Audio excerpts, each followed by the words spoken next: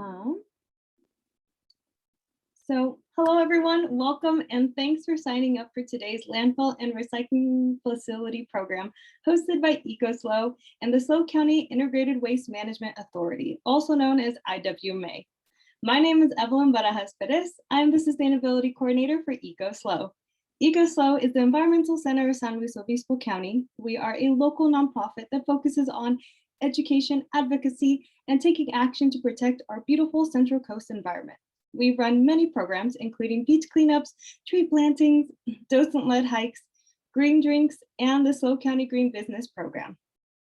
This program today is made possible with the support from SLO County Integrated Waste Management Authority, also known as IWMA. The IWMA is a public agency that educates our community about garbage and recycling, manages hazardous waste disposal programs, and passes resource management ordinances. They have an amazing website with online resources, including waste management outreach, educational material for schools, businesses, and residents. And if you ever are unsure on how to dispose of an item, you can type it into the IWMA website and it'll tell you exactly what to do with it. Sign up for their newsletters to get interesting info and tips on how to reduce your waste, and be sure to check out their website and social media. Their website is iwma.com. Now, we have a wonderful speaker today, Mike DeMello. Mike is an education program coordinator for the San Luis Obispo County Integrated Waste Management Authority. This is Mike's 25th year of providing educational programs in the area of solid waste, recycling, and other natural resource-related topics. Mike and his staff provide over 1,000 presentations and field trips each year to children and adults throughout our county. Mike graduated from Cal Poly San Luis Obispo with a degree in natural resources management and has lived in San Luis Obispo since 1978. We have an amazing turnout today, so let's make sure everyone will be able to hear our speaker. I'm going to ask if you all can make sure you guys are on mute, and we will have time afterwards for some Q&A. That being said, if you have questions throughout, please type them into the chat box, and I will keep a list to ask Mike at the end, and he will do his best to answer them. Thank you all for joining EcoSlow and IWMA tonight, and now I'm going to hand it over to you, Mike. All right, thank you for that terrific introduction, Evelyn. I sure appreciate that. And I also appreciate so many people viewing in for tonight's field trip. My plan tonight is to do probably about 40 to 45 minutes of slides. And I know you'll have questions or comments as we go. You can put them in the chat. And then afterwards, I'll be happy to stay around as long as people have questions or want to discuss the topic tonight. And so hopefully nobody goes away without their questions being answered. And just a disclaimer, I don't always have all of the answers that people may have. So I put together some slides tonight, and I also got some video content. And I am aware that video is not going to play perfectly for everyone. So I kept most of the videos at 10 to 15 seconds at the longest. That way you won't be bored with a choppy video that maybe doesn't have great volume on your end. So with that, I'm going to go to a screen share and bring up my PowerPoint, and we'll get going with our program.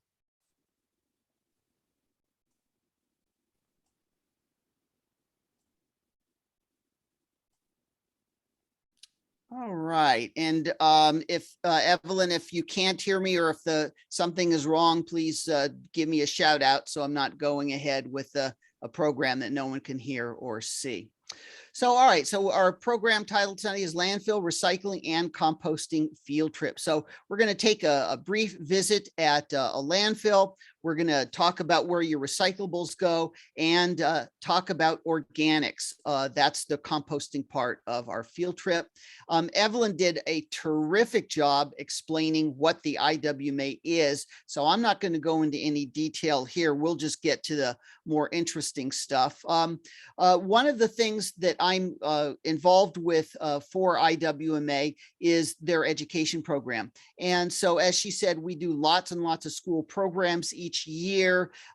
During COVID, we did many virtual programs in our studio, and now we're doing about 50% in school and 50% virtually. We serve grades kindergarten through college, and we also do programs for adult groups, Lions, Kiwanis, Rotaries, homeowners associations, and things like that. So our goals tonight: to better understand the framework of our county's integrated waste system. Sounds kind of dry and boring, but hopefully you'll find it more interesting as we're looking at it. And then to learn what happens to the materials that you put on your curbside each week. So hopefully that's what you'll get out of our program today. And I'm going to start with a curbside and some numbers. And these numbers really tell, I think, a pretty positive story. This is the number of gallons that each of these containers hold. And of course, you all probably know the green is for organic content, the blue are for recyclables, and the gray, or you may live in an area where trash is black. And notice the relative sizes. If we had taken the same picture 20 years ago, probably the trash container would have been the largest. There may have been a small recycling container, and a lot of people wouldn't have had a green container. So really what we're talking about out on the curb each week is how we're managing materials. People in the industry these days are using the term materials management. So what this picture is at least telling us is that we're realizing that many of the materials that we don't need at our household anymore can be either recycled or composted, and a smaller fraction goes to the landfill. And that's good news overall.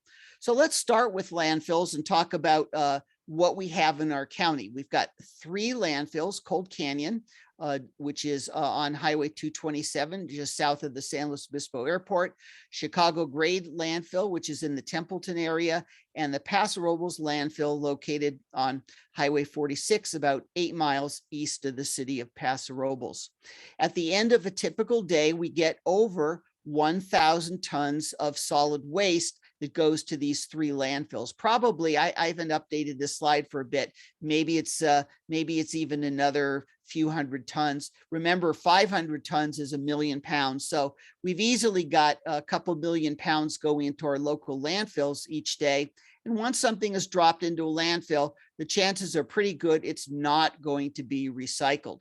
So this is the Chicago Grade Landfill.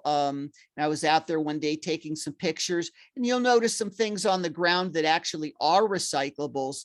But the reality is, once something is dumped onto a landfill face, it's relatively dangerous and labor intensive to try to pull out recyclables. So ideally, we get those things out of the waste stream, get them into our recycle cart or our organics cart before they would end up in the landfill. One of the issues at landfills is space. All of our landfills are defined in a 3-dimensional area. And once that 3-dimensional area is filled up, that's it. So compacting is really important at today's landfills for a variety of reasons, not just saving space. This compactor weighs about 86,000 pounds. It uses about 8 gallons of diesel fuel per hour. And it does a really great job of densifying the trash. Also, I would point out that these things are really expensive, over $1 million probably for most compactors today. So there is a fairly high capital cost for getting rid of or just burying our solid waste. So the compactor is not only saving space in the landfill, but it's helping making sure that everything is densified so that the landfill doesn't sink. We don't want our mountains of trash to be sinking down into the ground. So I took this picture because it does a nice job of illustrating uncompacted trash, and that's where you see the red arrow. And then as it moves toward us, there's the compacted trash. And eventually the compacted trash will be covered with a layer of soil. And once we have typically about 15 to 20 feet of compacted trash, and then a layer of soil or cover goes over it, that's called a lift. So landfills are made in layers, which they call lifts. But this is just a nice illustration of how much space the compactor saves for us. Well, speaking of saving space, this is something that's been used for years, alternative daily cover. By law, landfill trash every afternoon when the landfill closes must be covered. It can't be left out to the open air. And there's a number of good reasons for that. One of them is stuff might blow away. Another one is odor control, and another one is to keep vectors out. So more recently, landfills have been using these large tarps, which are rolled up with a motor on a giant steel spool. And the idea is that it saves space every day. I can remember years ago at some of our landfills, every day they'd put 6 inches of soil over the trash, but at the end of the year, you've used a lot of landfill space just with daily cover. So this alternative daily cover is rolled up each day. The landfill trash goes down, and then the cover is respread out over the trash just for the evening. Another element of landfills that are kind of important to talk about are plastic liners and liners in general. So there are lots of federal regulations that affect us here in San Luis Obispo County. And one of them is that landfills need to be lined. And that wasn't always the case. Up until the early 90s, we had landfills being built that did not have lining systems in it. And what that meant was liquids in the landfill could potentially percolate down and get into groundwater supplies. So today, all landfills have this plastic liner. Typically, it's number 2 plastic, high density polyethylene. It's about 60 thousandths of an inch thick, which doesn't sound very thick, but not to worry. This liner goes all the way to the bottom of the landfill. And then there's a layer of clay, and then typically another layer. It looks like indoor-outdoor carpeting called a geosynthetic clay liner that has bentonite clay in it. And if liquid gets down to that part of the liner, it expands and doesn't let water permeate through it. In addition, at the bottom of landfills, there are what are called leachate collection systems. That's a gravelly area that take liquids and pump them back up out of the landfill. So we've come a long way in landfill construction since the early 90s. Okay, another thing I want to mention while we're at the landfill is organics. That would be food waste and green waste. Today, we want to keep all organics out of landfills. One of the issues is that they create a situation where seagulls like to come in and use the landfill as a buffet. And then secondly, we've got a higher and better use for organics. And we're going to really spend some time on that later on in the program. One of the other issues, though, with organics going into landfills is as they break down anaerobically, that means without the presence of oxygen, they generate what we call landfill gases. That's carbon dioxide and methane. And then there are also a number of volatile organic compounds, but CO2 and CH4 make up 90+% of landfill gases. But it creates a scenario where now we have to have a gas management system or a gas recovery system in landfills today to capture the landfill gases. So that consists of pipes that go down into the ground, and then there are horizontal pipes as well as vertical pipes. And then under a vacuum pressure, those gases are pulled out. And then the challenge is, what are we going to do with those gases? At Cold Canyon Landfill, last I checked, about 800 cubic feet per minute of landfill gases were being generated. So at some landfills, if you drive by, you'll see the gases are just being burned off, and you see a torch or a flare. So first of all, I have you and Jeff's all of your numbers together under Kate and Jeff. I need to separate you. What is your actual cell phone? My cell phone number. At the Cold Canyon landfill, they've got kind of a really neat system where they take the gases, collect them, purify them, and then put them into a 20-cylinder Caterpillar engine and use it to make electricity. And that sounds like a success story. I'm going to go back here a minute. However, the state of California wants all of our organics out of landfills, even if they're being used to make electricity at the landfill site. So we'll go more into that a little bit later. One other element about having food waste in landfills is they attract gulls, and that violates some laws. So at some landfills, there are full-time falconers there to haze or scare off the gulls that are attracted to the landfill. So we'll watch our first video clip today.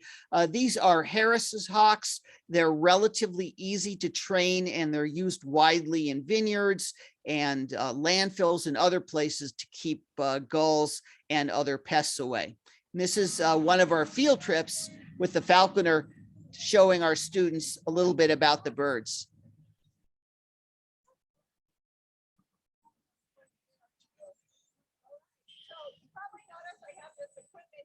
Hanging down off of her, and the one that's probably what that is for. That is to tie her up with.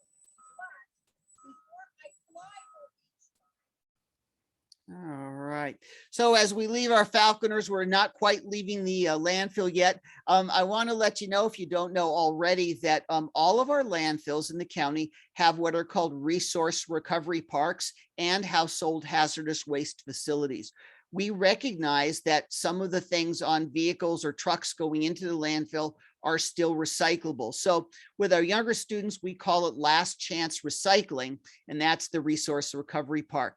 So in other words, if you've got concrete, water heaters, toilets, wood, metal, asphalt, cardboard, you name it, the list goes on and on. We can recycle those things if the person coming into the landfill is willing to drop them in their respective piles. And it's a great way to recover resources rather than sending them to the landfill. And so they really do get recycled. And also it's in some instances a lot easier to drop them in the recovery park, which is asphalt, rather than driving up a long dirt road to get into the landfill with your vehicle. We've got a lot of e-waste in this county, and I like to point out that at each of the resource recovery parks, there are places where you can drop e-waste at no cost. That could be a computer monitor, a microwave oven, an old television set, a printer, cash register, you name it. And of course, we have nonprofits throughout the county that do e-waste as well. But since COVID, I've noticed some of them have changed either their hours of operation, or some of them are no longer open. So I always recommend that people call first before they drive to a nonprofit or a site to get rid of their e-waste. The household hazardous waste collection facilities are located at the Cold Canyon Landfill, Chicago Grade in Templeton, Paso Robles Landfill, the Morro Bay near the wastewater treatment plant, in Napomo near the Community Services Yard, and in Heritage Ranch.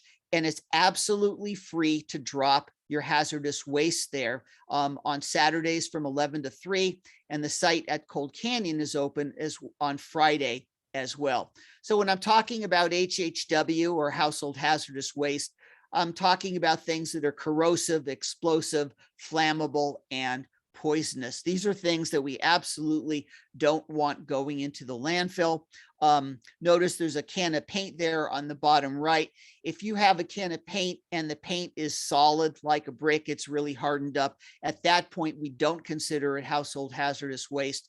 You can then go ahead and throw it in the trash. And I'd also like to remind you that we have a paint care system in California where any store that sells paint must take paint back from you at no cost to you, the consumer. We'll talk a little bit more about that. We call it a take back program.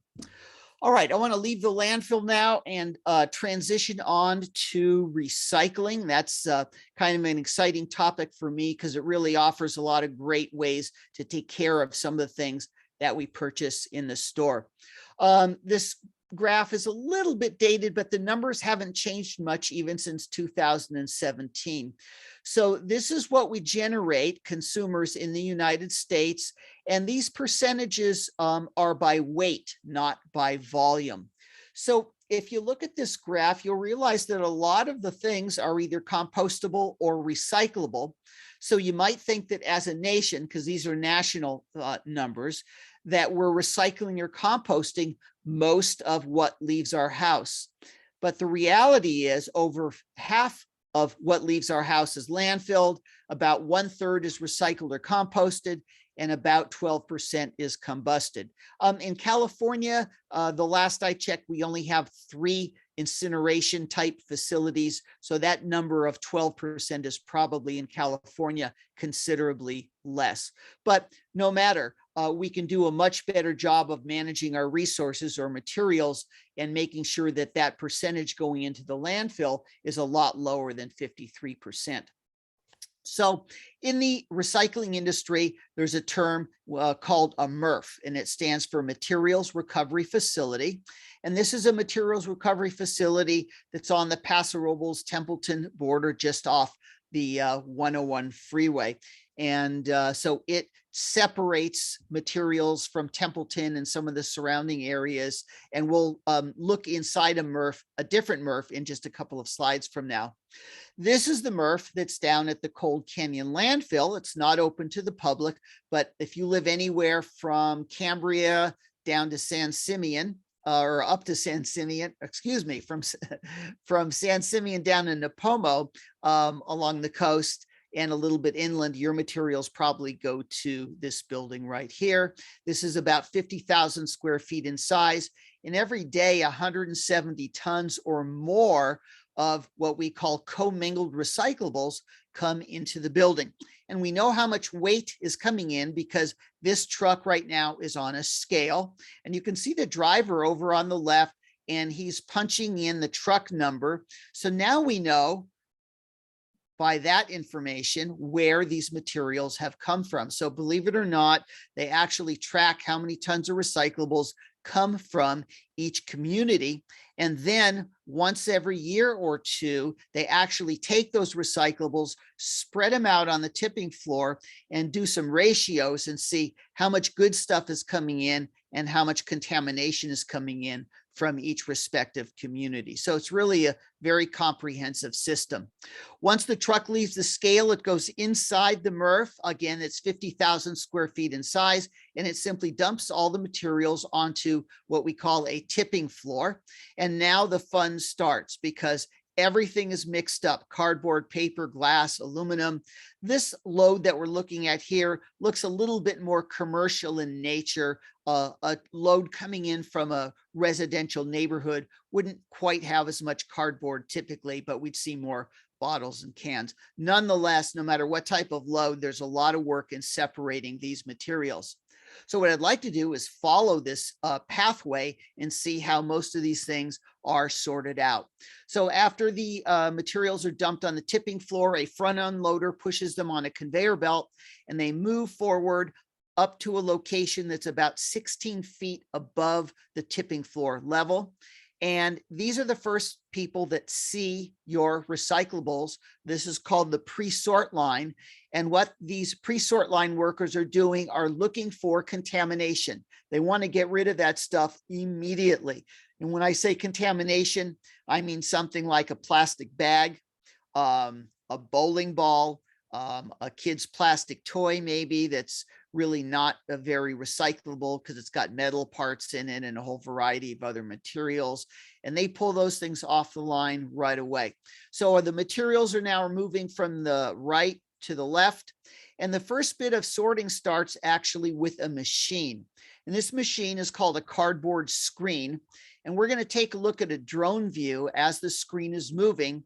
And the theory here is that these discs that you're looking at are spinning all in one direction, and they're about 10 inches apart. So anything that's smaller than 10 inches across is going to fall through the screens, and anything that's larger, like a pizza box or a larger piece of cardboard, is going to float on top of the screen. There's no audio on this, but it gives us a good view of the cardboard moving from the right to the left. And then our next drone view is at the end of the cardboard screen, and you'll see how it deposits everything nicely back down to ground level, and they just use gravity, let the cardboard fall back down to the ground.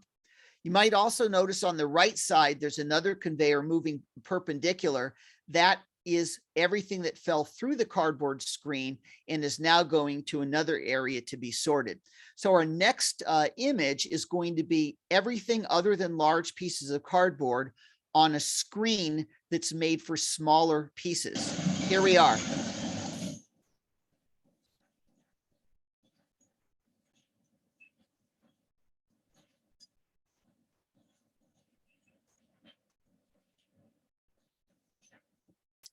So the theory here is that all of the paper, or most of it, is pushed up toward the top, and it's very difficult to see, but there are some areas where three-dimensional objects, that would be bottles and cans, fall down and go onto another conveyor belt. You'll also notice there are some larger pieces of cardboard on the screen that are going to make their way up to the paper, the smaller pieces of paper on the top, but not to worry, there's a system to collect the cardboard, even though that's not where it's supposed to be. So this is the next part of the sorting process, and this is the all paper line. So in other words, all the paper that made it to the top of that last screen should now be on this conveyor belt. However, we know in reality, there's going to be some aluminum cans that were squished in between the paper. There are some large pieces of cardboard. So in this drone view, you'll notice people pulling non-paper items off of the sort line. And they're putting them into little areas that just let them fall back down to ground level.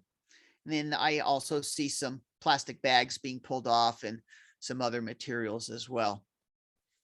All right, so that's the all paper line. And when this paper moves from the left to the right, at the very end of the all paper line, the paper simply falls off the end of the conveyor and goes back down to ground level into a bunker that should just be all clean paper. The next thing I want to share with you is how aluminum cans are separated. And this is a really, to me, fascinating piece of technology.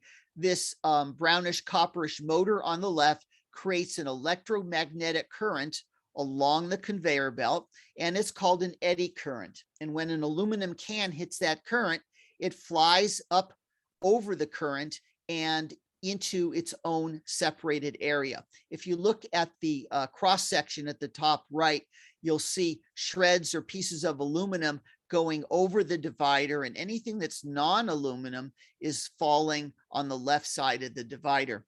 So what I did is we took some video, there's some slow-mo in it, and we'll take a look. And if you watch carefully, you'll see all of the larger pieces of aluminum flying over the partition and going into their own container. Here we go.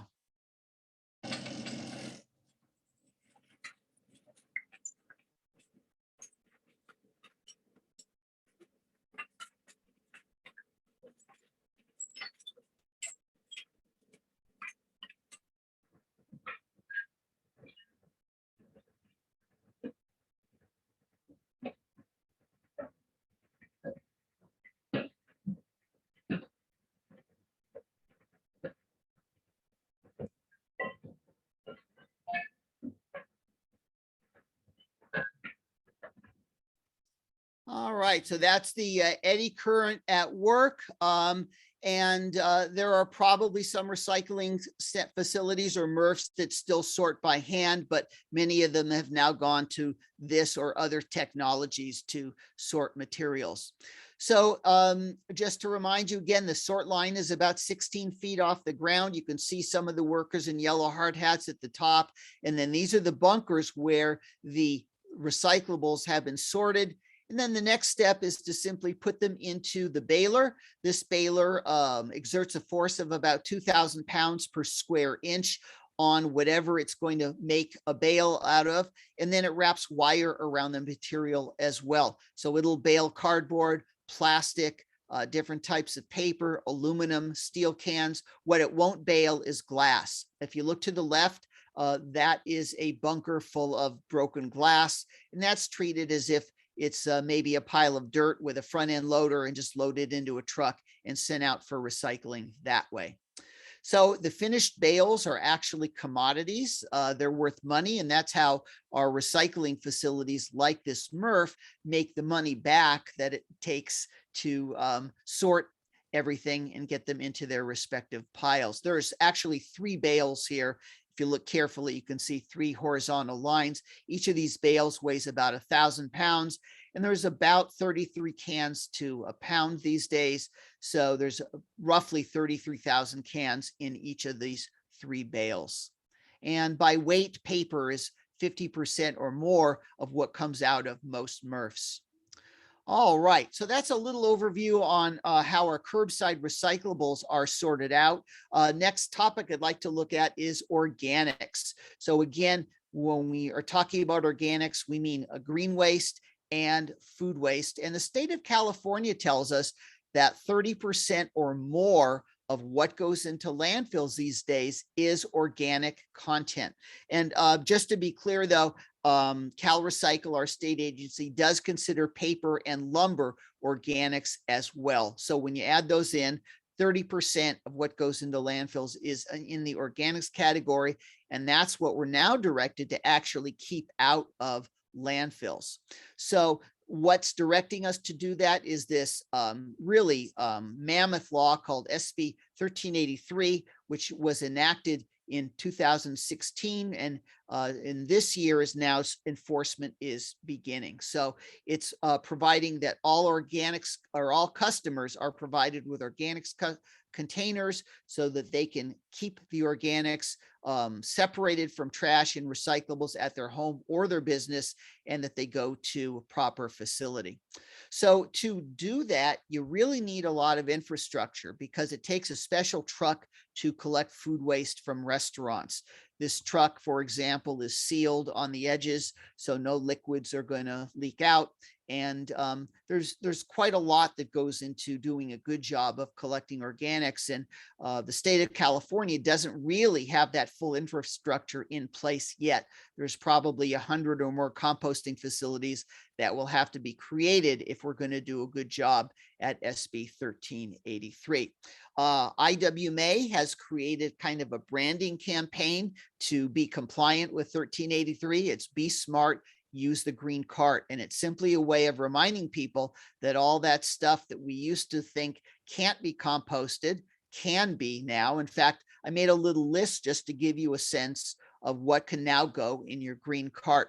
And so a lot of people are surprised to learn that bones, shells can go in to the green cart. So it's very forgiving. And the other thing that is really great that we can now accept in the green cart is a category of stuff that we call food soiled paper. A coffee filter would be an example of food soiled paper. A tea bag would be another example. Maybe from a restaurant, maybe some different types of papers, napkins that have lots of oils or grease on them. Those can now be composted as well. What we don't want in the green containers, though, is clean paper. That does not need to go in the green cart. We have a commercial recycling program with recycling specialists who go out to businesses and tell them about SB 1383, provide them with some of the internal containers that they need. There are currently over 900 county businesses on the program. And there's also someone named Priscilla, I didn't get her picture and name into the slide program, who and Carrie, who approach businesses as well. But anyway, so a lot of our local businesses are now getting on board and doing a terrific job of keeping organics out of the landfill. So let's figure out where all these organics are going to go. We've got to have some compost facilities. So there's a really nice one in North County near Creston called North County Compost. And this is outside. It uses a windrow system. It's aerated, it's watered, and it's a great way of making compost. And there's lots of different technologies. And we're going to kind of contrast North County Compost windrow composting with a higher tech facility. And there's no right or wrong in composting. It just depends on the geography of the area, the economics, how much space there is, and that sort of thing. Sometimes people ask me which one is better, and there is no better. Each area has its own fit for what works for composting. So this is the HCI anaerobic digester. In the background is the San Luis Obispo Airport, just for dialing in on where this is geographically. And this was built in 2018. So each day, 100 tons or more of organics come to this facility. And it sounds super high tech, but really it's pretty simple what's going on. We take the food waste and green waste and put it into a steel container that's 30 feet in diameter, about 200 feet long, and it sits in there for 2 weeks. It reaches a temperature of 131 degrees. The gases go to the top. They're siphoned off, and then the solids come out. Compost is made of the solids, and they generate electricity on site.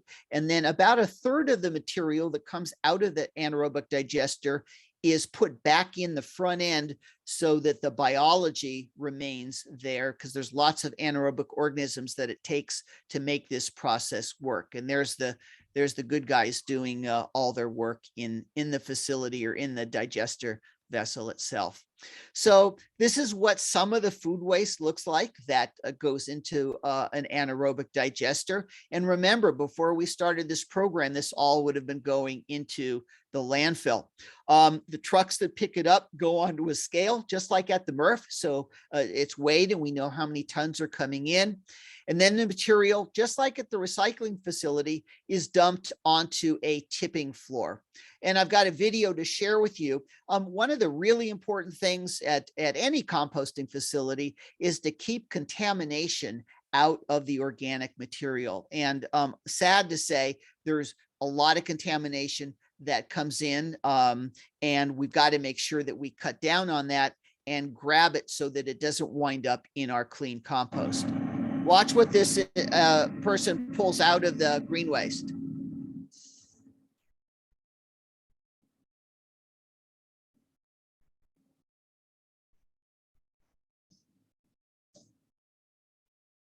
All right, so after the material is taken from the tipping floor, it is now shredded. And I took this picture of this shredder before they were actually using it, so it's not nearly as clean today. These are the blades that turn inward and shred the material. And then after they're shredded, they go up this conveyor where you see the second yellow arrow. And then where you see the red arrow, this is a rotating magnet, and it'll pick up any silverware or metal objects that may have been in the compost inadvertently. So this is a way to keep contamination out on the very front end of the process. Here's the shredder at work.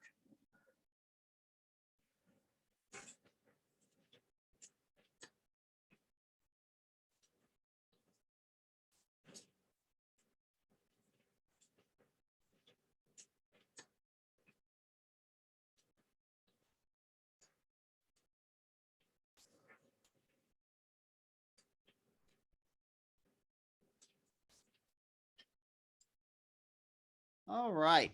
After the material is shredded, the next part is screening. Even though the shredder tries to get everything uniform in size, we know that some things didn't get shred properly and they're simply too large. So this multi-star screen is actually going to create two piles.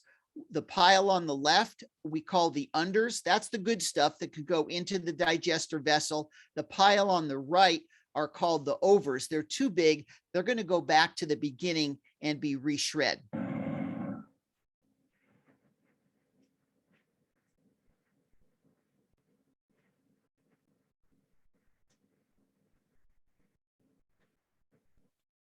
All right, so that's our screening process. Now a front end loader is going to pick up the pile on the left and take it over to a bunker.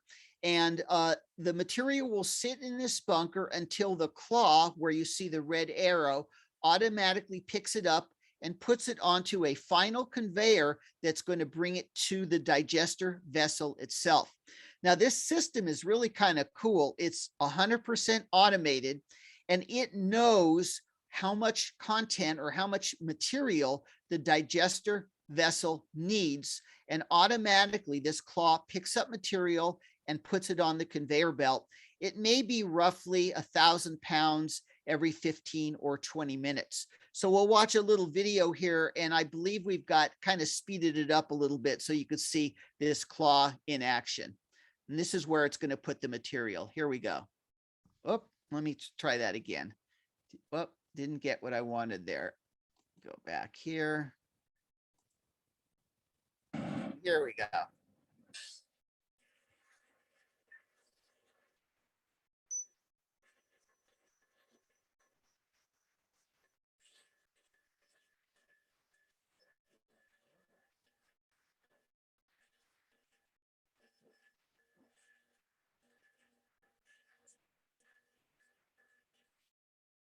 All right, so that's how the material gets on the final conveyor belt.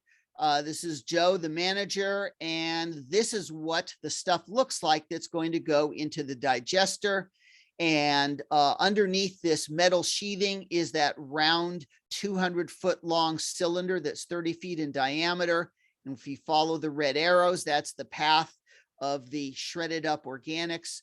And then finally, we're inside the digester. Now, this is not what it looks like today. I took this picture before the facility opens because once the facility starts, the hole that I'm looking through is sealed up. And unless there's something catastrophic that happens, it will never be opened again. So this was essentially a once in a lifetime opportunity to take a picture of the inside of the digester. Where you see the orange arrow here, it is pointing to what's called the agitator. It rotates on this central shaft that goes the entire length of the vessel, about 200 feet. And there are no supports in the middle other than the organic material that winds up inside the digester. So the idea of the agitator is it rotates and it makes the gases, the methane gas, bubble up to the top a little more readily. So once the digester got going and it had material in it, there is a small porthole to look through. It's very tiny. The glass is kind of tinted. So we took an iPhone, pressed it up against the glass and shined a light through the glass. And that's the next video that we're going to see. And if you watch carefully, you'll see the little bubbles of methane coming to the top. And this material is about the consistency of pea soup. I can move the light wherever you like. Yeah, how about we just move it around a little bit just to show, so you can see it moving. Can you show the top? Here's the agitator coming to the top. There's probably see the Oh material. yeah.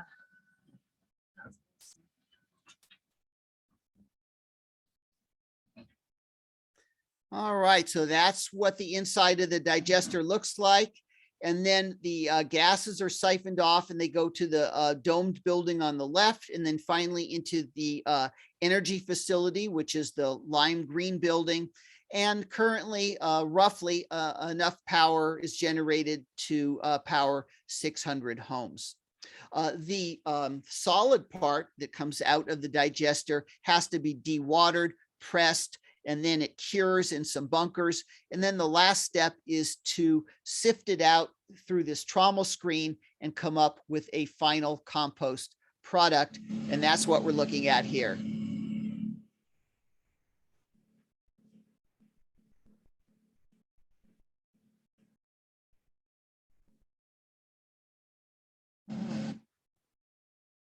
All right, so in conclusion on our digester, food scraps now go in your green waste cart. Please no liquids, metals, or plastics.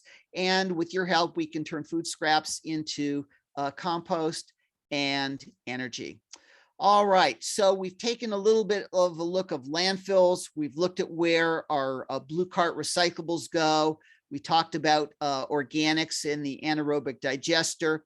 The last part of our story really is, what can you do? How can you actively participate in helping San Luis Obispo County be really great at managing natural resources or managing our materials?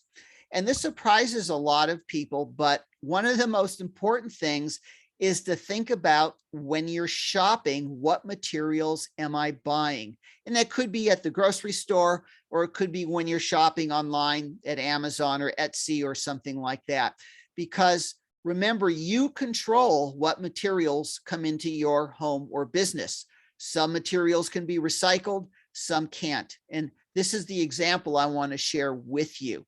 Both of these things are holding milk, but one of them can be easily recycled. And the other one, even if it goes to a recycling center, is going to be pulled out as contamination and probably end up in the landfill. So many of you might know, but the winner is our container on the left, number 2 plastic, high density polyethylene. The container on the right, I'm going to bring it back. Technically, it can be recycled. However, it is a laminate of different materials together, and it's really more energy intensive, labor intensive to separate those laminated materials. And a lot of communities are just not going to find a market or recycle those. So they're going to send them to the landfill. The plastic milk jug has lots of good market potential and is relatively easy to recycle. Other things we can do is make sure contamination is not going into our recycle cart. I took this picture at a MRF. This is all stuff that they pulled out before they were sorting. And this is what causes a lot of trouble and issues at recycling facilities.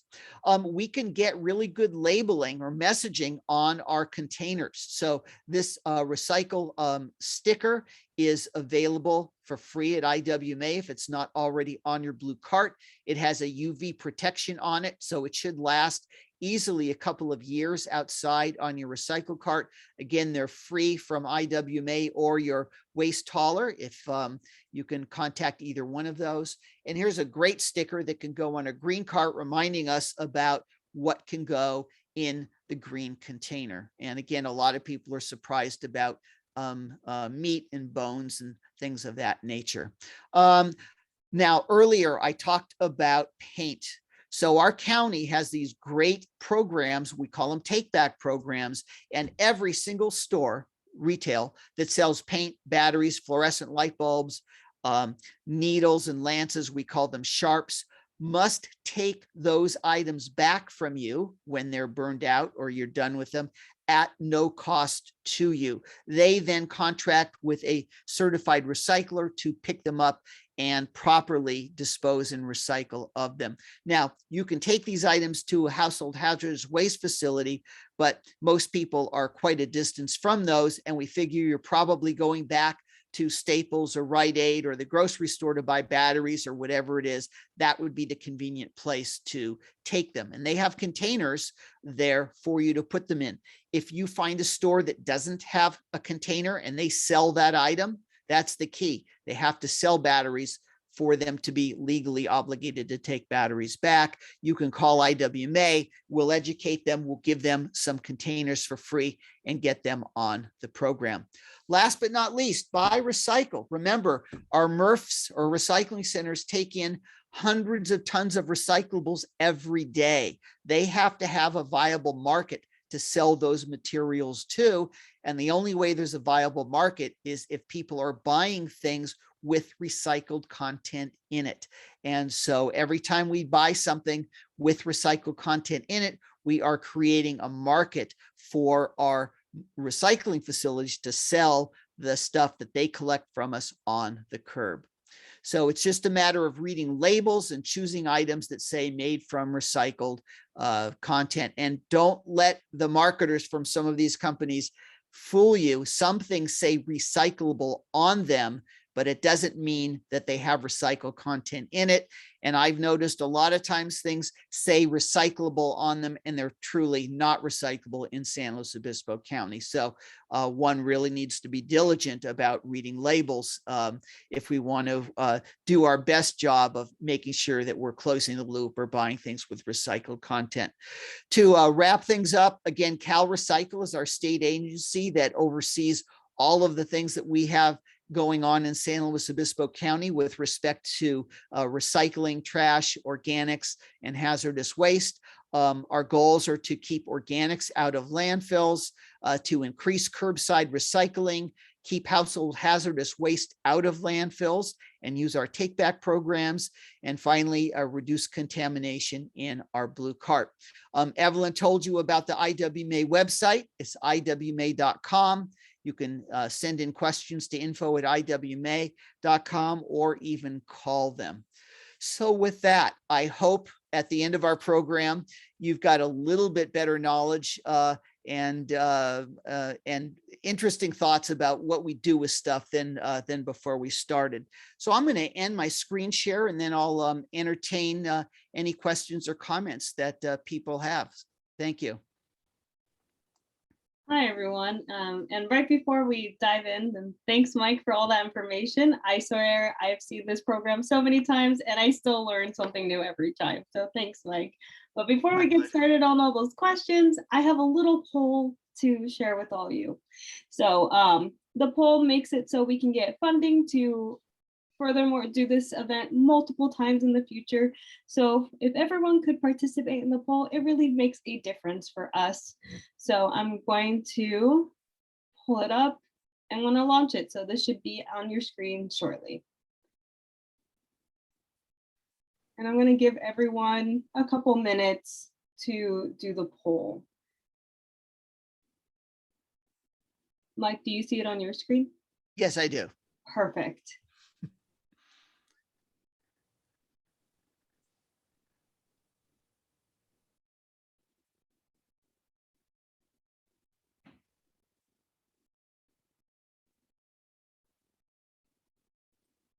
And I'm going to put some background noise because background noise is always nice.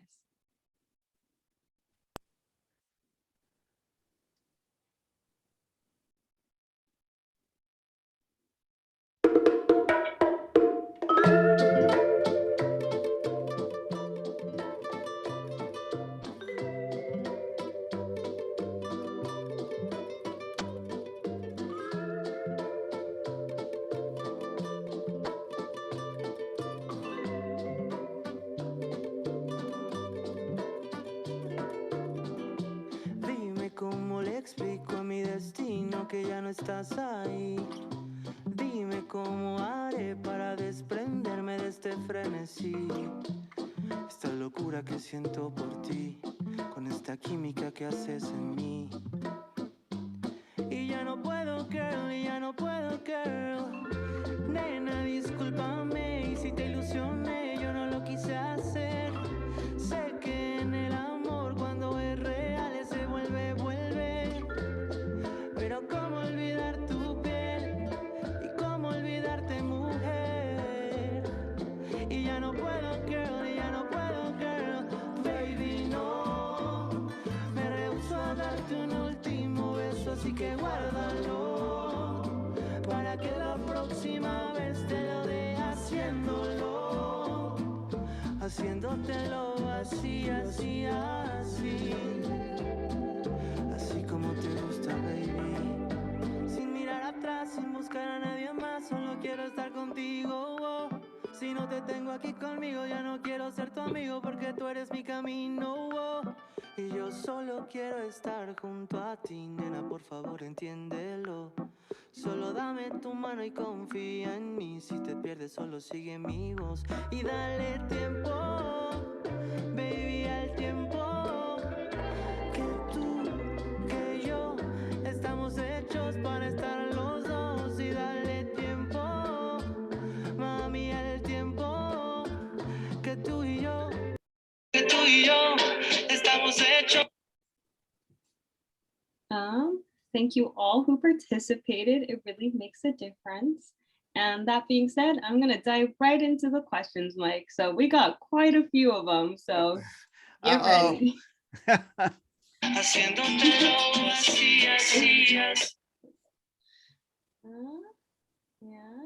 we'll start from the very beginning.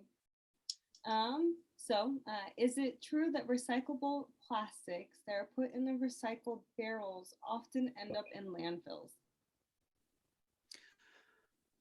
Well, I think there are a number of qualifiers in my answer. One, it would depend on the size of the recyclable plastic. It's very hard to capture tiny pieces of plastic on the sort line. For example, some of the little cups, maybe you would get salsa or ketchup in that are maybe an inch or an inch and a quarter in diameter. So those are difficult to capture. I didn't show you this, but at the MRF at Cold Canyon, they now have 3 robots, and they can pick about 60 pieces of plastic or whatever we want them to per minute. Okay. They move very quickly and they work with a camera, and they can identify, they're told what a plastic bottle looks like, for example, and they'll just pick up plastic bottles. However, sometimes they miss a plastic bottle and it goes by. So that's possible. And so I'm not going to say that every piece of plastic that goes to a recycling facility is recycled.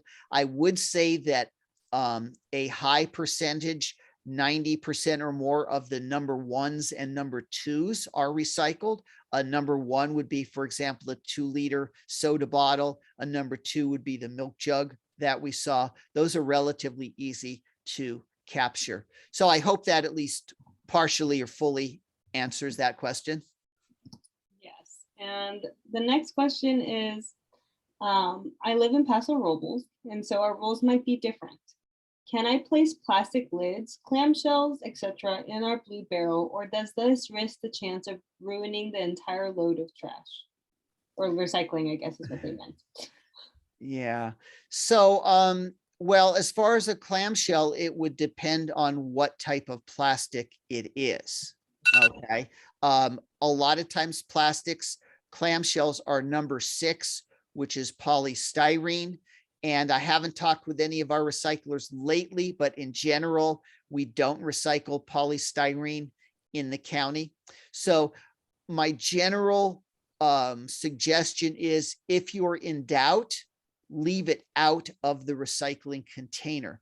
And this is an illustration of how things have changed. I used to say just the opposite about 15 years ago. If in doubt, just throw it in the blue container. They'll take it out because they'll realize it's contamination at the recycling center. At that time, contamination was less than 10%. Today, contamination, and in the industry, they typically call it residual, is more like 25%.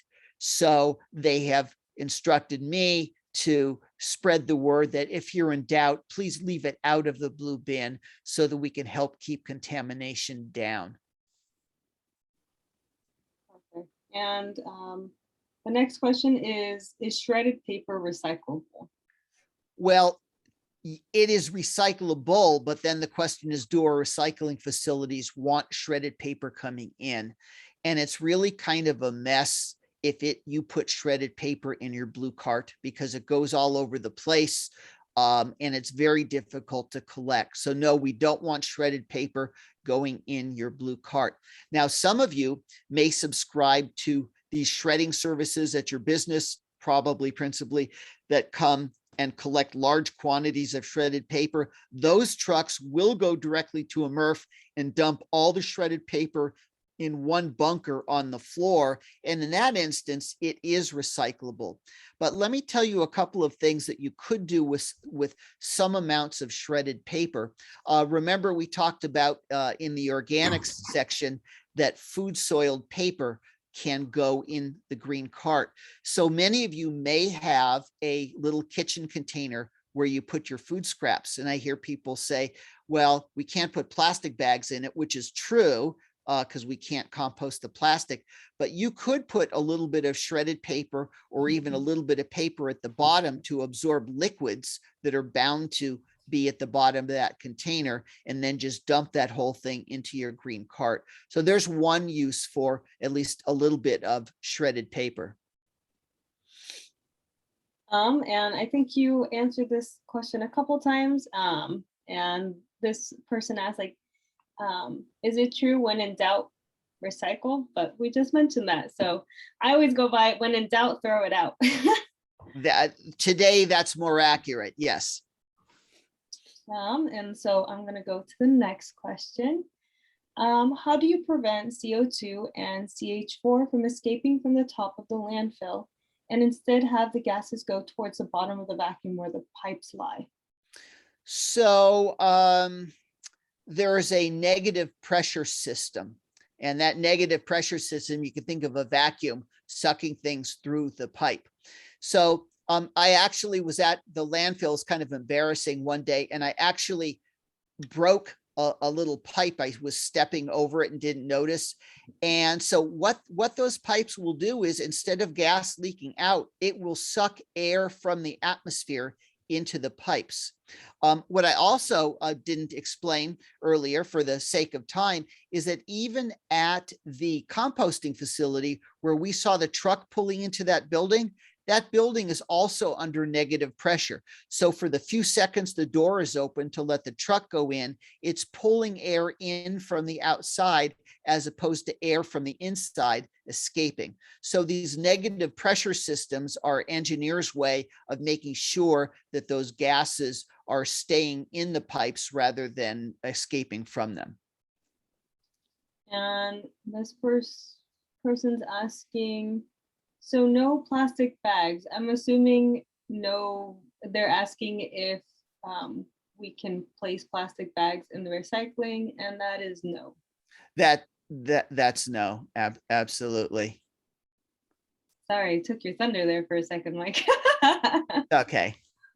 And I think this question is, what happens to meat and fish? I assume when you put it into the compost bin is what they're asking.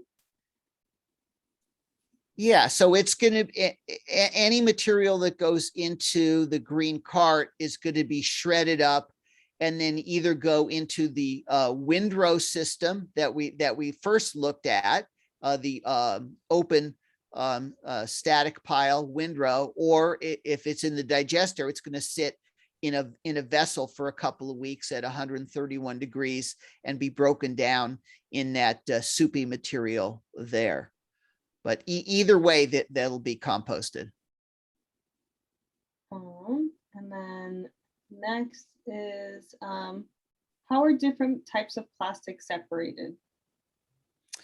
A lot of them are separated visually. The sorters know what a number 1 looks like from a number 2 and number 6. But as I was saying earlier, there are robots now that can actually look at photographically the stuff coming along and pick up one type of plastic versus another. It's an amazing optical sorting process, but it can be done. The robots are quite expensive, hundreds of thousands of dollars each, but after a few years, they should pay for themselves. So they can be optically sorted by machines, or they can be hand sorted by people. And it's currently done both ways.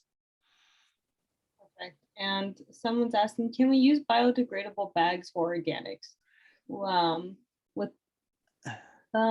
It's saying because it's a challenge to clean the green bin or their compost bin, can we use the biodegradable bags? Yeah, I wish the answer was yes, but our compost facilities cannot adequately break down the, I'll put in quotes, biodegradable bags. They're called biodegradable and they must break down in the manufacturer's compost system. But imagine they're distributing these bags all over the country or maybe all over the world, and there are lots of different composting processes. And so all of the composters that I know, a big operation in Santa Maria, the one in North County, our anaerobic digester, none of them want biodegradable bags because of what they end up with is what looks like little pieces of plastic in the compost. However, if you're composting yourself in your own backyard or on your land where you can control the time and the temperature and all that, then by all means. But if your container at home, like the kitchen countertop, gets too dirty, you could line it with maybe some newspaper that's going to, again, absorb liquids, and then we could classify it as food soiled paper, and that would help keep it clean. The other thing, and I know this is going to sound really weird, is that some people take their food scraps and they put it in a Ziploc bag or a Tupperware container and they put it in the freezer. And then on pickup day, you simply go to your green cart and dump it out, and that food popsicle will go in the green cart and you never have any odors, and you have very little mess as well. I know maybe you don't have room in your freezer or it sounds too gross to do, but there's a workaround if you don't like the inside of your food pail getting yucky. And a quick, there's a question that's kind of tied to this one, so I'm just gonna group them together. If we put our food waste in a paper bag, is that okay? If the paper bag didn't have a poly or plastic lining on the inside, sometimes people don't realize that some papers are coated with a poly or plastic liner. If it was truly just fibrous paper that's going to absorb liquids and kind of get wet and mushy, I think that would probably be considered food soil paper. Like think of the consistency of a coffee filter after the water has run through it. If the paper is going to be like that, I think we could get by and call it food soil paper.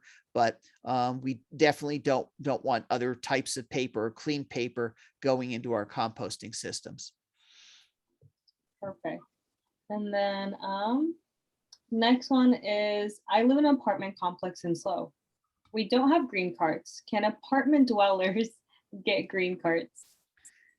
Yes, they can. In fact, by legislation, any place that has 5 units or more must be provided the opportunity to recycle and compost. So they could call IWMA, and then we would contact either the apartment manager or the property manager or the owner and advise them of what their options are for organics collection at their site. And this is really challenging in what we call multifamily, but it is doable. And under SB 1383, this is what we've been prescribed to do. Perfect. And the next question is, my landlady doesn't allow me to throw meat, fish, etc. in the green container. What should I do? Wow. That's a challenging one.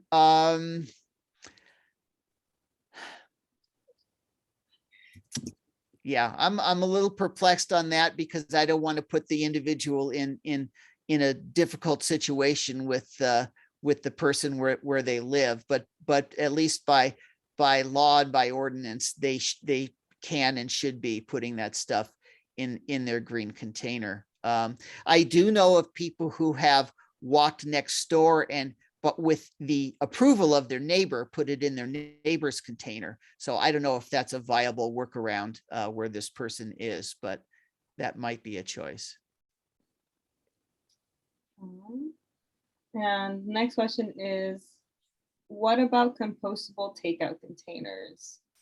So I think they asked this question before you answered it, but is there anything you'd like to add to what you did previously, Mike? Yeah, it's so dicey because a lot of these containers are manufactured in many different places, and technically they are compostable, but most of them are not going to compost in the systems that we have here, or frankly, in most municipal compost systems. So again, that would probably fall under the category of if in doubt, leave it out.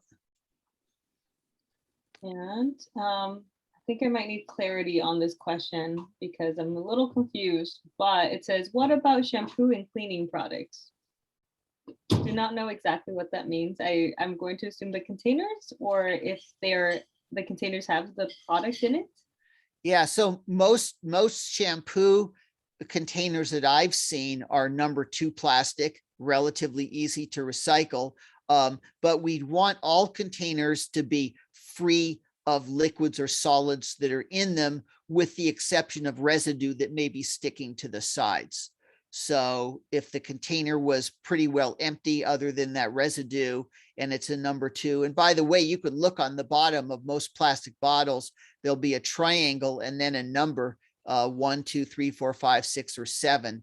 And that would tell you what type of plastic that shampoo is in.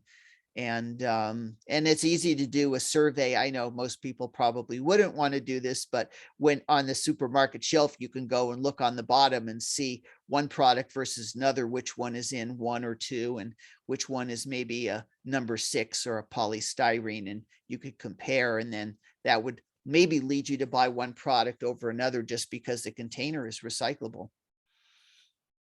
Yeah. I actually personally do that myself now. I'm just like, oh, you're not recyclable? No, thank you. You're not taking my money. Anyway, side note. But next question is, where do the paper products and plastics go after being sorted and bundled? They go all over the place. So there are brokers that find places that want to buy the material, and most MRFs will deal with brokers, or they'll have a direct relationship with a mill or recycling facility. To be sure, none of it stays locally other than the organics. Okay, so we're taking care of organics locally, which is great. But for example, aluminum may go to Tennessee. I believe Budweiser has a recycling facility there. There are paper mills in the San Jose area. I've actually been to one in the San Jose area. There is a paper mill down in San Bernardino County that I have visited. There are Weyerhaeuser has a facility. I believe it's in Washington. So, and then some may still go overseas, not to China, but possibly Malaysia or Vietnam or somewhere else like that. So it can go all over the place. I think the good news is we're building more infrastructure in the United States. Even though it may be foreign owned, I believe China was building a giant paper recycling factory in North or South Carolina. So I think more and more needs to stay local, in my opinion. And so, but be sure it's not all going to one site or one facility. Perfect. And someone's asking, what is the temperature of the digester? 131 degrees Fahrenheit, and that's they do their best to keep that at that consistent temperature the entire time. And so I didn't mention it, but there are some tubes that have heating element in it to keep the temperature hot if the biological activity isn't enough to keep the temperature at 131 degrees Fahrenheit. And how long does it take the organic materials to go through the digester? 2 weeks is what's typical. And so the question is, what about plastic and polystyrene? That is the biggest problem. I think they're asking, is plastic and polystyrene the biggest issue with recycling? I think is what I'm assuming. Yeah, well, I overall just contamination is, I would say the biggest issue. Again, polystyrene technically can be recycled, and also just to make it even more complicated, there are typically two types that recyclers look at or classify. One is rigid polystyrene, and the other one is called expanded polystyrene. So the expanded would be the styrofoam cup, but there are rigid polystyrenes. For example, some clear salad containers, you may see a number 6 on that, and that would be a rigid polystyrene. So markets change. For sure, the expanded polystyrene is kind of a nightmare to deal with. It breaks up into little pieces. You could have a whole truckload of it and it doesn't weigh anything relative to commercial recycling loads, which means it's not worth much. And once it's contaminated with food products, it's hard to clean. So we've kind of struck out on that for the last number of decades as far as finding a recycling solution locally. But again, that's one of those, purchasing decisions. If we can make sure that we're not buying those kinds of things, then we don't have the disposal challenges with that. So anyway, I hope that answers a little bit about the polystyrene. I have a question, Mike, in regards to this. So I've been kind of told in SLO County that to play it safe in terms of recycling, to only focus on type 1 and type 2 rigid neck plastics, and past that, it's really iffy if the other plastics get recycled. It's true. Yes. And that's been messaging from IWMA probably for the last couple of years. So I do hear some debate on that from time to time. So I just stand back and let other people get involved in that debate. And I do my best, frankly, to just make sure that I'm purchasing those types of items in the first place. Then I don't have the decisions to make later when I'm walking out to the blue cart. Yeah, definitely. Avoiding them is the the ideal thing to do. And someone's asking where they can get IWMA stickers. Well, they could go to 870 Oso Street in San Luis Obispo. I would call first to make sure that somebody's there. You never know these days. That's 805-782-8530. And their local hauler may actually have them at the office. But again, I would call first to make sure. But they would be free wherever you find them. They would be free. And if anyone goes to one of the EcoSo cleanups, you can email us prior. A couple days would be great before you go to the cleanup, and we can actually provide a lot of stickers for you too. We get them from IWMA itself. So whether you get it at the IWMA office, which is in downtown SLO, or you can get it from us as well. And the next question, so I'm gonna have a hard stop. So we're already approaching 8:30. So sadly, if you have any more questions, I will not be adding it to the sheet. I'm so sorry, but feel free to email either Mike or I. I'm gonna put my email in the chat. Feel free to email me with your questions. We just don't have the time tonight to go through all the questions. And so the next question is, what happens to that great looking compost? Is it available to residents? I've got some fantastic news, or at least I think it's fantastic. On Saturday, April 9th at the Anaerobic Digester, they will be giving away free compost. So you drive up, and if it's in a car and you've just got some 5-gallon buckets, planting containers, or whatever you want to put it in, you can shovel it yourself into those containers.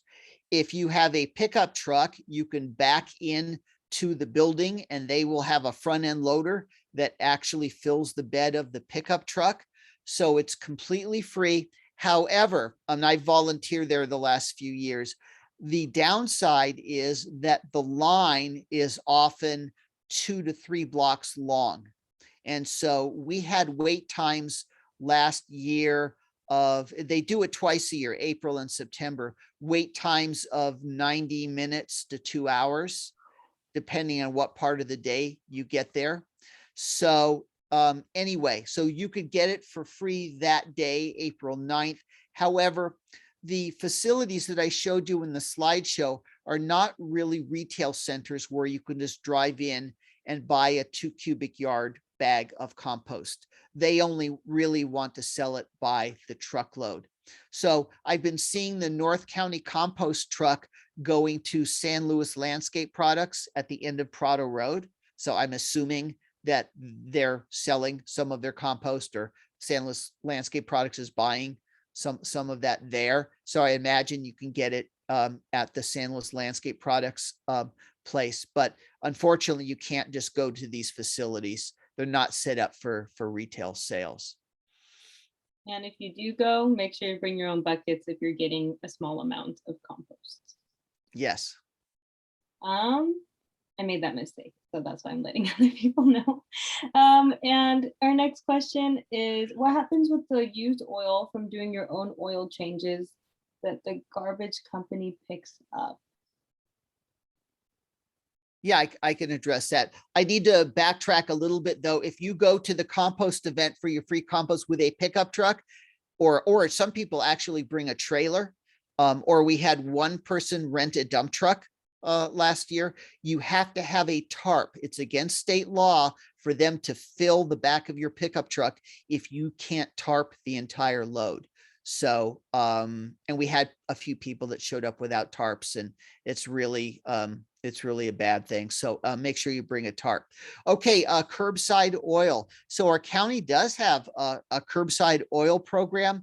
Most, if not all, haulers will provide you with a container to put your used motor oil in, a plastic bag to put the oil filter in, and then you need to call them, and they'll have a special truck that comes by. And this is going to be kind of by appointment. You leave it out on the curb, and then they will pick it up. So there's no extra cost to that, but you do have to call your garbage company or your hauler to arrange for that. Oil filters are very easy to recycle, by the way, and they'll probably be turned into rebar for construction. I didn't know that. That's good. And used oil is very easy to re-refine as well.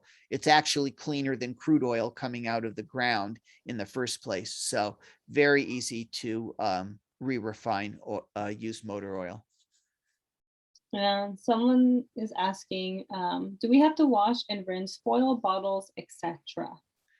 Yeah. So yeah, going back to the cleanliness, if you can scrape out chunks of food with a fork, a spoon, or a knife so that there's just residual on the inside, not chunks or anything that's going to spill out, that would be clean enough. However, if you want it cleaner because you don't, maybe you've got a container of strawberry jam, you don't want to potentially attract ants or something like that, you're welcome to clean it to a higher level. But our recyclers do not expect you to put things in the dishwasher or hand wash the inside of a soup can or a jar of peanut butter or something like that. So if you can just scrape the sides the best you can, get out the large pieces, but if there's a little residual, that'll be okay.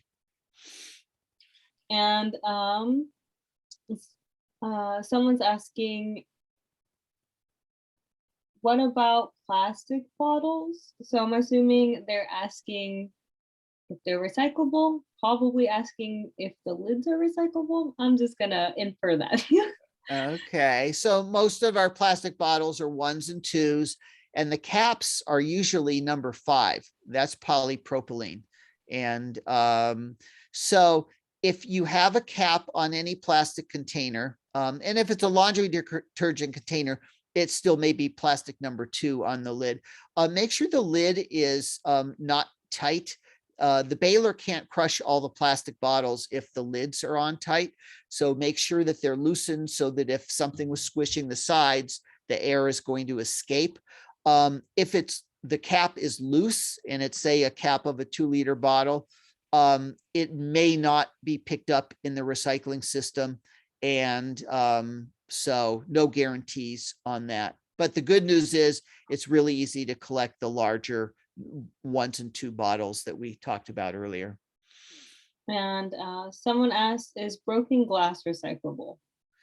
Well, yes, if it's the right kind of glass. People are surprised to know that, for example, a Pyrex container is not recyclable.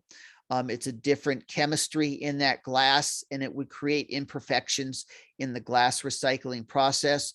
So really all your recycler wants are the type of glass that had food and beverage in them in the first place. So they wouldn't want light bulbs, they wouldn't want mirrors, they wouldn't want Pyrex dishes or any kind of ceramics. All of that causes some pretty bad imperfections. But if you have, a glass jar that had food in it and it breaks, it is still recyclable. It may be a little harder to pick up off the sort line, but there is a machine that kind of has a vacuum system and a vibrating belt that can actually separate relatively small pieces of glass from paper and plastic and other things. So, and by the way, once you empty, or once the blue cart's emptied into the larger truck, it may be broken along the way anyway. So yeah, so broken glass can be recycled. And the next question is, how are all these services, recycling, composting, trash, etc., paid for? They're paid for generally by us, the consumer. So most of us get a garbage bill. And that money goes to the hauler or the garbage company. And they are tied in with your municipality where you live, whether it's Los Osos or Arroyo Grande, and they have a contract. Usually they're long-term contracts, and it stipulates what their rates will be and what the rate increases can be over time. Also, a lot of people are not aware that the entire rate structure generally that they pay for on their pickup is based on the size of the trash can, not the size of the green waste container, not the size of the recycling container. So if you're doing a great job of keeping organics in the green, recyclables in the blue, you may not need a 64 or 96 gallon trash container. Maybe you could use a 32. I have a 20-gallon container at my house, which gives me the lowest rate possible. So that's how things are paid for. There are some other mechanisms also that help support the system. For example, you'll notice on your trash bill, if you look at it closely, you'll probably see a fee of around 30 cents per month for IWMA. So, and then we do a lot of things that help the garbage companies in turn make sure that we're meeting all of our state mandates for recycling, composting, hazardous waste. And also because of SB 1383, most people can expect rate increases in their jurisdiction. In fact, I just got one here at work for our rates here. And so people are going to see rate increases, and but that's just a reality. And our last question for the night, why aren't us customers asked to separate our recyclables at the curb? Well, a few decades ago, we were. I'm old enough to remember here in San Luis Obispo that you put your paper in one container or a paper bag, and you put your glass in another container and plastic in another. But over time, we've realized that participation in recycling to some degree is based on convenience. And so most communities has switched to a single stream for recyclables where we put everything in the blue cart that's recyclable, and then we let our MRF or recycling facility sort it out for us. And they have done studies that show that, you know, the more work people have to do, the fewer people want to be involved in recycling. So there are some communities where you don't sort anything. You put everything in one container, and then they sort out the recyclables from the trash from the organics. I just toured a facility like that recently. And so there are lots of different philosophies on that. I think we're kind of in a nice middle ground where it gets people to think about what materials they use. I think when we put everything in one container and just let someone else worry about what's recyclable and what's not, kind of separates us from our relationship with the natural resources that we're taking out of the earth. So, but anyway, we just don't get as much participation in recycling when we ask people to do more work. And so that's kind of the roundabout answer to that. And yeah, so everyone who has any other questions, feel free to email me. My email is there. I usually will defer back to Mike when I don't have the answer, or I will go to the IWMA website, which I highly, highly recommend. And Mike, as I always say, I feel like a broken record. You are a wealth of knowledge. Thank you so much for answering all these questions. I always learn something, and I hope our audience did too. But yeah, that's all I have. Thank you all. Thanks for having me. And have a great night, everyone. The video will be up in the next 2 weeks, and I'll be also sending the answers to this Q&A also. So have a great night, everyone. And we do have an event coming up May 10th. It's going to be our virtual Curb to Compost. So you got a bit of that information tonight on the anaerobic digester, but if you want a deeper dive, that's where you'd sign up there. The event's not fully up, but I highly recommend signing up for our EcoSlow newsletter, as that's where you're going to find out about the event. We'll also be posting it on our social media, and Mike will be presenting there. So again, wealth of knowledge. We'll learn so much in the other one. So with that, I'm signing off for the night. Bye, everyone. Thank you for hosting, Evelyn and EcoSlow. Of course, thanks, Mike.